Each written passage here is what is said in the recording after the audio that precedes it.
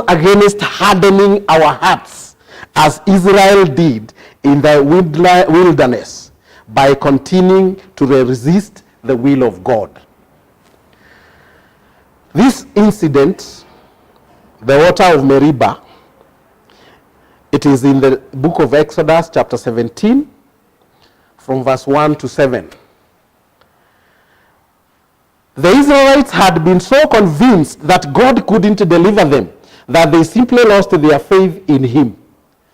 They were in the desert, they were thirsty, they needed water. There was no river, there was no oasis, there was no well, there was no water anywhere. And therefore, they could not see how God would give them water.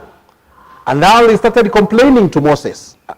You brought us from Egypt to come and kill us in the wilderness. And they complained and complained and complained. They had lost faith in God, his ability to give them water, his ability to solve their problems. In spite. And that's why it's saying that this is in Psalms, the Old Testament. It says this: do not harden your hearts as you did at Meribah, as you did that day at Massah in the wilderness, where your ancestors tested me. They tried me, though they had seen what I did. What had they seen?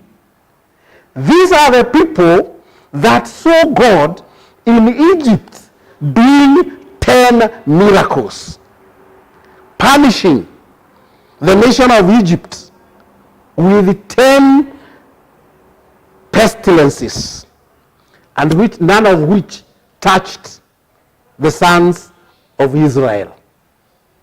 They had seen all that. These are the people that saw Moses stretching his rod and dividing the waters of the Red Sea, creating a road that they passed through. These are the people that saw the same Egyptians passing through the road that God had created for them, and they were swallowed by the Red Sea. Totally, with all their chariots, their horses, they died. So these are the people that had seen all those miracles. But when now they came, simply because they were thirsty, they could not trust God again. They had no faith.